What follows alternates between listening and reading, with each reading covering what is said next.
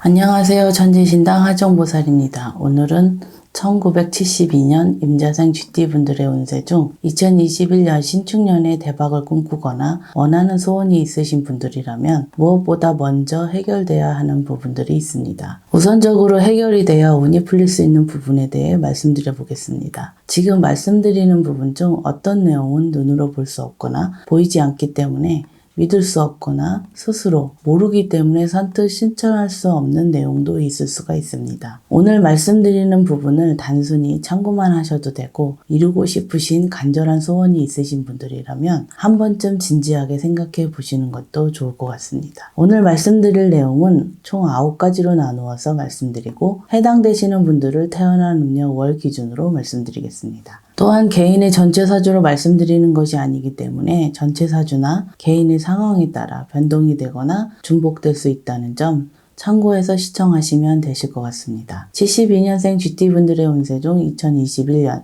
신축년에 우선적으로 해결이 돼야 풀리는 부분에 대해 말씀드리겠습니다. 첫 번째는 산소 문제, 다시 말해서 산소탈을 잡아야 되는 분들입니다. 해당되시는 분들은 음력 2월, 4월, 5월, 8월생 분들입니다. 산소탈이라고 하면 저희 제자분이 가장 많이 하는 말 중 하나가 아닐까 싶습니다. 하지만 그만큼 중요한 부분이기 때문에 말씀드리는 것이라고 생각을 듭니다. 조상님들이 계시는 산소이장, 합장 때문에 산소에 문제가 생기는 경우도 있겠지만 천재지변, 자연적 현상으로 산소에 문제가 생기는 경우가 생길 수도 있기 때문에 이장이나 합장을 하지 않으신 분들이라면 시간을 내서 산소에 문제가 없는지 한 번쯤은 확인해 보시는 것도 좋을 것 같습니다. 산소 문제를 대수롭지 않게 생각하시는 분들이 많으실 것 같은데요. 뉴스나 다큐에서 역대 대통령의 선선이나 선조들의 산소 자리에 대해 방송하는 것을 한 번쯤은 보셨을 것 같습니다. 선조들의 산소 자리가 명당이어서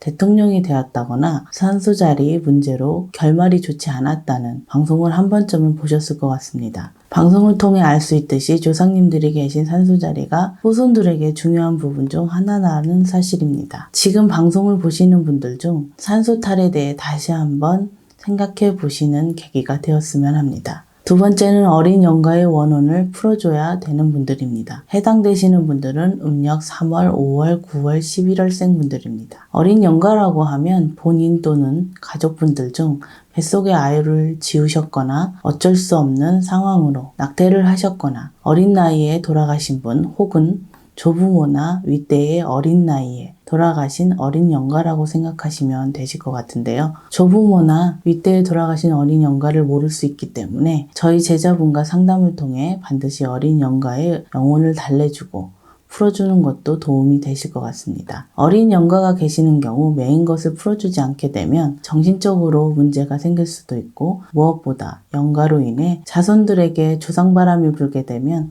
병명이 없는 병이 나타날 수도 있고 하는 일이 되지 않거나 이상 행동 등이 나타날 수 있기 때문에 반드시 풀어주는 것이 좋을 것 같습니다. 세 번째는 가족 빙의 문제가 있을 수 있는 분들입니다. 해당되시는 분들은 음력 1월, 5월, 6월, 12월생 분들입니다. 지금 말씀드린 부분은 민감할 뿐 아니라 빙의의 시작이 가족분들에게서 시작된 건지 본인에게서 시작된 건지 정확하게 알 수 없지만 지금 말씀드린 분들은 시기적으로 본인이나 가족분들 중 빙의 문제가 있을 수 있는 분들이라고 생각하시면 되실 것 같습니다. 빙의의 증상은 매우 다양하기 때문에 차후 빙의 증상에 대해 말씀을 드리고 오늘 말씀드린 분들은 가족 간의 다툼이 잦고 심지어 심하게 싸우는 상황이 많은 분들이라면 가족 빙의 문제를 의심해 봐야 하는 분들이라고 보시면 되실 것 같습니다. 네 번째는 별거 중이거나 이혼 절차상 마무리가 확실히 돼야 되는 분들입니다. 해당되시는 분들은 음력 1월,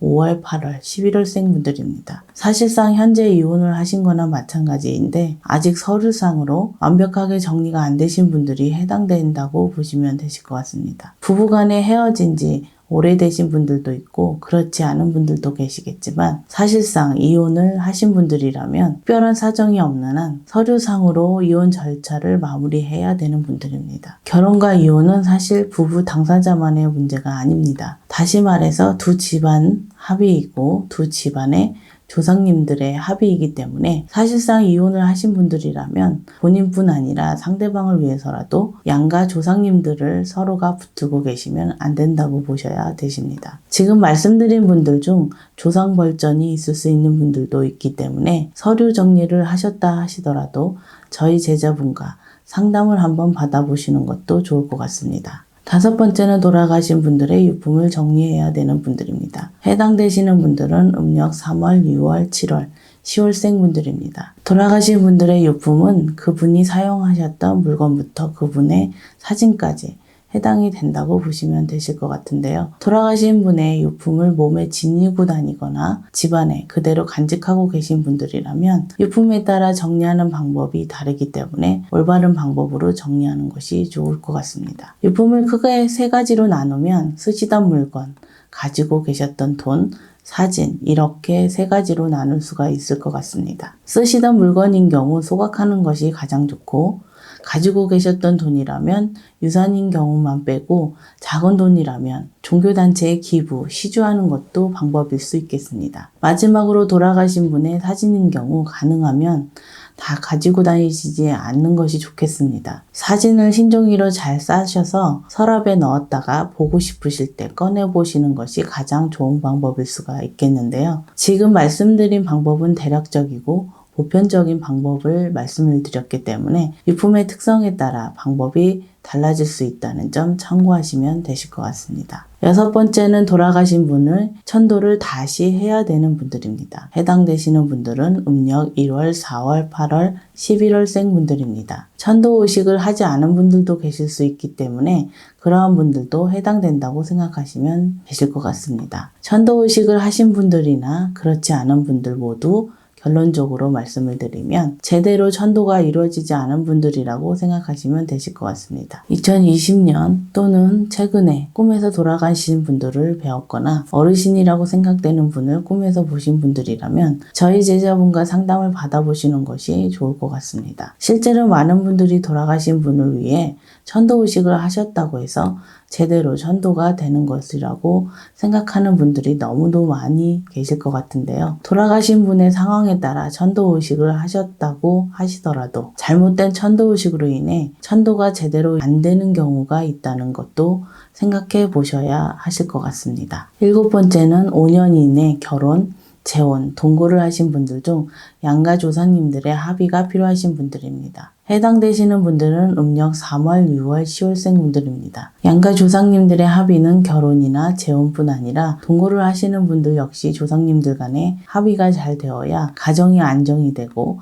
하시는 일도 안정을 찾는다고 보셔야 되십니다. 조상님들 간에 합의를 하는 방법은 두 분의 상황에 따라 합의 방법이 모두 다르기 때문에 상담을 받으셔서 합의 방법을 찾아보시는 것도 좋을 것 같습니다. 사실 새로 만나시는 분과 조상님 간의 합의도 중요하지만 헤어진 분과 정리 역시 중요하기 때문에 지금 말씀드린 2가지를 같이 해결을 하는 것도 중요한 부분이라고 생각하셔야 되실 것 같습니다. 8번째는 조상님에 대한 진심 어린 마음이 있어야 되시는 분들입니다. 해당되시는 분들은 음력 2월, 5월, 8월, 12월생 분들입니다. 현재 경제적인 부분이나 정신적인 부분에서 많은 어려움이 있으신 분들이라면 개인의 종교를 떠나 조상님들께 매달려야 하는 분들이라고 생각하시면 되실 것 같습니다. 조상님들께 매달려야 한다는 것은 조상님들을 원망하거나 본인들이 원하는 것을 이루게 해달라고 비는 것으로 생각하시면 안 됩니다. 본인 스스로 자신에 대한 진정한 반성, 뉘우침부터 시작을 해야 한다고 생각하셔야 되실 것 같습니다. 또한 이러한 마음이 일회성으로 그치면 안 되고 한두 번의 반성으로 돌리신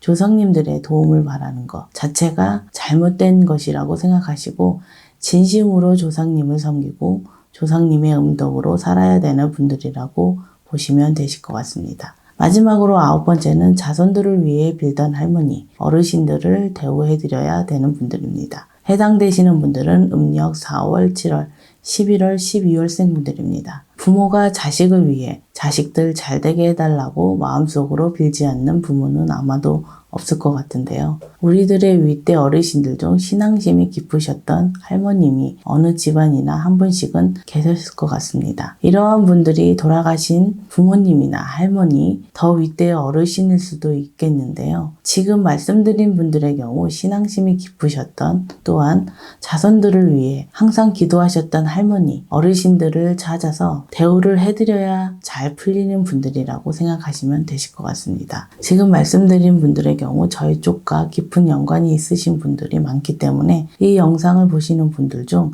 뭔가 느껴지는 분들이 있으신 분들은 저희 제자분과 상담을 한번 받아보셔서 말씀드린 할머니, 어르신들을 대우해 드리는 것이 좋을 것 같습니다. 72년생 GT분들의 운세 중 2021년 신축년에 무엇보다 먼저 하셔야 할 일 9가지에 대해 말씀드렸습니다. 오늘 말씀드린 분들 중 개인의 전체 사주 그리고 개인의 상황에 따라 대운이 드는 분들도 있을 수 있고 반대로 운세가 매우 좋지 않은 분들도 있을 수 있기 때문에 오늘 말씀드린 부분을 더욱 깊게 생각해 보시고 가급적이면 실전에 옮기시는 것을 권유드립니다. 2021년 신축년에도 하시는 일과 간에 평안하시길 기원드리겠습니다.